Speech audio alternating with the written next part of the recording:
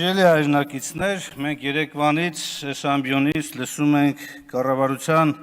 ղեկավարի եւ իշխանության ներկայացուցիչների խոսքեր, հայտարարություններ, քապ ու քրտինք ընկած մեկնաբանություններ, հիմնավորումներ, որոնք ոչ այլ կերպ կան մանիպուլյացիա եւ մոլորության մեջ մղելու հերթական փորձ անվանել չենք կարող։ Նիկոլ Փաշինյանը Երրորդ հանրապետության ամենաերկար կառավարության պաշտոնավարող ղեկավարն է։ Ամենաերկար։ Եվ այս տարիների ընթացքում, սիրելի հայրենակիցներ, երբ որ վերլուծում ենք արդյունքները, հանգում ենք շատ պարզ մի հետևության։ Ամենաանհաջող, ամենակորստաբեր եւ որ ամենավատն է ամենաապագայազուրկ կառավարումն է իրականացվել։ Սրանց փաստերը, հիմնավորումները բազմաթիվ են։ Սկսած նրանից, որ այս ամբիոնից անընդհատ կեղծ, սուտ,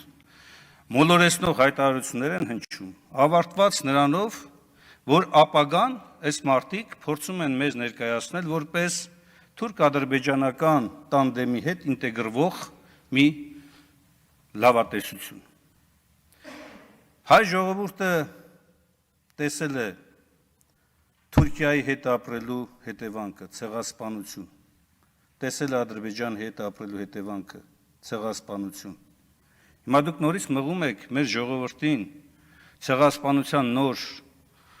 շրջափուլ ու դրանով համարում եք, որ դուք նոր Հայաստան եք կառուցում, իրական Հայաստան եք կառուցում։ Ձեր ասած իրական Հայաստանը Հայաստան չլինելն է։ Ձեր ասած իրական Հայաստանը ողբացող Հայաստանն է։ Հայ ժողովուրդն է, որին դուք մղում եք դեպի կառափնարան։ Եվ այս հաշվետվությունը, զեկույցը, որ դուք ներկայացնում եք, ակնհայտորեն պատրաստվելով հաջորդ ընտրական գործընթացին, որովհետև ուրիշ կերպ ես չեմ կարող բացատրել այն կեղծիքներն ու մանիպուլյացիա, որ հնչում են այստեղ։ Օրինակ հայտարարում եք, որևէ 7 տարի Հայաստանի որևէ իշխանության չի հաջողվել պետական բյուջեի եկամուտները կրկնապատկել։ Լսեք, այդքան պարզ, սուտ, որտեղից եք կարողանում հնարել։ Դա վերցրեք վիճակագրության պաշտոնական հրապարակված տեղեկությունները։ Օրինակ 2000-2007 թվական պետական բյուջեի եկամուտներն ու տրանսֆերտները աճել են 4.5 անգամ։ Վերցրեք 2008-2000, չգիտեմ, 17-18 թվականներ, մինչև ձեր իշխանության գալը։ 1-9 անգամ, շուրջ 2 անգամ աճել է։ Դուք ոչ լիարժեք 2 անգամ էլ աճեցնելու կոնցեպտը ներկայացնում եք մի այնպիսի աննախադեպ երևույթ, եւ այն էլ ոչ ավել ոչ պակաս պետական պարտիկ կրկնապատկման պայմաններում։ Ու հպարտորեն հայտարարում եք, որ դուք ամենաարդյունավետ աշխատողն եք, դուք ամենակորստաբերն եք եղել, տասնյակ հազարավոր մահեր ու զոհեր, տասնյակ հազարավոր կորոնավիրուսից սկսած, ձեր կառավարման տարիների արդյունքն է սա, անկախ նրանից, թե ձեր բժշկական կամ ոչ բժշկական միջամտությունը ինչ աշխան եղել, պատասխանատուն դուք եք, դուք, երբ որ տնտեսական ինչ-որ թռիչքների մասին են խոսում, այն դեպքում, երբ որ 42,000 քառակուսի մետր հայկական իշխանությունը առնվազն 14,000-ով, 13,000-ով նվազել է ու համարում եք, որ դա տնտեսական ձեռքբերման համար լավ հիմք է, սա աբսուրդ է, սա տնտեսագիտության կանոնների նվազագույն չափանիշին չի բավարարում։ Այսինքն դուք ուզում եք ասեք, որ Արցախ այն ժամանակ, երբ որ կար, մեր տնտեսության պոտենցիալն ու հնարավորությունները ավելի քիչ էին, քան հիմա։ Այդ ինչ է կարել, որ փոքր ռեսուրսների պայմաններում ստացել եք ավելի մեծ արդյունք։ Կարեք որևէ ողջամիտ բացատրություն տաք, որևէ տնտեսական պարզ կանոն ներկայացնեք, այդ ոնց։ Պատասխանը շատ պարզ է։ Դուք փորձել եք արտաքին պարտքի, ներքին պարտքի հաշվին որոշակի ֆինանսական միջոցներ ներգրավել եւ դրա միջոցով ցույց տալ, այսպես ասած, վարդագույն մի պատկեր։ Իրականում դրա խորքում Հայաստանի տնտեսության ավերվող վիճակն է։ Եվ այն շարունակվող քաղաքականությունը, որ տարվում է տնտեսական ուղղությամբ, ոչ մի լավ բան չի խոստանում։ Ոչ մի լավ բան։ Արդարադատության մասին եք խոսում։ Խոսում է մի մարդ արդարադատության մասին, ով հրամանում էր եւ հրահանգում էր, որ շրջափակեն արդարադատության թիվ 1 կառույցը, դատարանը։ Այստեղ հպարտորեն հայտարարում է բարձրագույն իրավաբանական ուժ ունեցող որոշման մասին սահմանադրական դատարան, բայց այդ սահմանադրական դատարանը չէ՞ որ շրջափակում էիք։ Թե ձեր վրայով սահմանադրական դատարանը չէր։ Հենց ձեր ցանկությամբ սահմանադրական դատարանը եղավ, դարձավ արդեն բարձրագույն իրավաբանական ուժ, հա։ Սա է ձեր արդարադատությունը։ Գործող դատավորների 80%-ից եւ ավելին փոխել եք։ Փոխել եք։ Ստացել եք արդարադատությունը։ Բա որ ստացել եք արդարադատությունը, քանի պաշտոնատար այսօրվա վիճակով պաշտոնատար անձ է դատապարտվել, որոնք որ կոռուպցիայի մեջ են եղել, կամ են։ Այս բոլորը շատ պարզ բան է, սիրելի հայրենակիցներ։ Մենք գործ ունենք շարունակվող կորուստներ բերող մի իշխանության հետ, ով հերթական մոլորեսնող քայլերն է իրականացնում, այս ամբիոնից հրապարակային հայտարարելով, թե իբր ձեզ սպասում է պայծառ ապագա։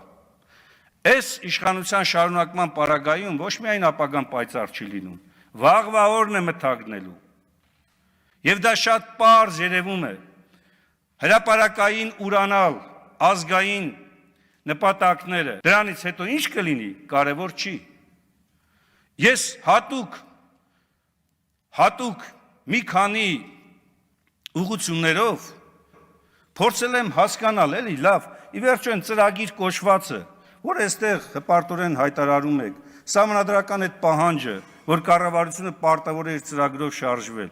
Լավ, ձեր վերաբերմունքը ո՞րն է այդ փաստաթղթին։ Դուք եք նույն ձևով ասում, որ դե այդ փաստաթուղթը գրել ենք այն ժամանակ, հիմա իրավիճակ է փոխվել, ինչ կարող ենք անել։ Եվ դա համարում եք ժողովրդավարություն։ Համարում եք ժողովրդին տված խոստման կատարում։ Համարում եք, որ դուք այնքան դեմոկրատ եք, որ հանդուրժում եք ընտրություններում ընդդիմադիր ուժերի հաղթանակ, բայց հետո սկսում եք քրեական կեղծ մեղադրանքներով քաղաքական հետապնդումներ։ Սա է ձեր պատկերացած ժողովրդավարությունը։ Ով ընդդիմադում է Նիկոլ Փաշինյանին, կամ քրեական գործով է անցնում, կամ պատգամավորական անձեռնխելիությունից է զրկվում, կամ եթե պատգամավոր չի, ընտրված չի, անպայման մի 2-3 sense կողքերից պոզ աճում են եւ մեղադրվում է այդ մարդը պոզավոր լինելու մեջ։ Ուրիշ որևէ այլ բացատրություն չկա։ Կամ հենց տեսնում եք, որ որևէ այլ բացատրություն չկա, էլի հիշում եք թալանները նախկինների։ Բայց այդ թալաների մասին ով պիտի խոսի։ Իսկ ընդունում եք, որ նախկինները թալանել են։ Իհարկե նախկինում թալան է եղել, հիմա էլ է շարունակվում։ Իսկ պարոն Ռուբինյան, դուք ավելի լավ է 004 շրջաբերականի տալուց առաջ նախ ասեք քանի շրջաբերական ունենք եւ դրանցից առաջ լավ կլինի ընդհանրապես ասեք քլեչը ոնց է, ինչ է ասում ձեր ականջին։ Ի վերջո դուք պարլամենտական երկրում զբաղեցնում եք ազգային ժողովի փոխնախագահի պարտականությունով հաշվետու է։ Էլ եք ասեք օրինակ քլեչը էսեր ասում ձեր ականջին, կամ չէ ձեր ականջին չէր ասում, ինչ որ տեղեր ասում, որ հասկանանք, թե չէ ընկել եք տարբեր շրջաբերականների հետ ավարտելով խոսքս, վերջին նախադասությունն եմ այսօր ուզում ասել։ Պարոն Փաշինյան, ես ձեզ ճանաչել եմ շատ վաղուց։ Գիտեմ, որ շատ հաճախ դուք քայլեր եք անում, հետո նոր եք հետ գալիս, մտածում պետք էր այդ քայլը, թե չէ։ Մի անգամ խնդրանք ունեմ ձեզ։ Այս անգամ ել եք այս ամբիոնից ու ասեք, որ ժողովուրդ, ես հեռանում եմ, հրաժարական եմ տալիս, գնացեք ընտրեք ձեր ուզածներին, թող այդ մարդիկ կան եւ ձեզ ներկայացնեն այն բանաձևը, որը Հայաստանը այս վիճակից դուրս կբերի։ Մի համարեք, որ դուք վերջին ճշմարտությունն եք։ Դուք ոչ միայն վերջին ճշմարտությունը չեք, դուք նախավերջին անգամ ճշմարտությունը չեք ձեր այս իրականացված գործողությունում։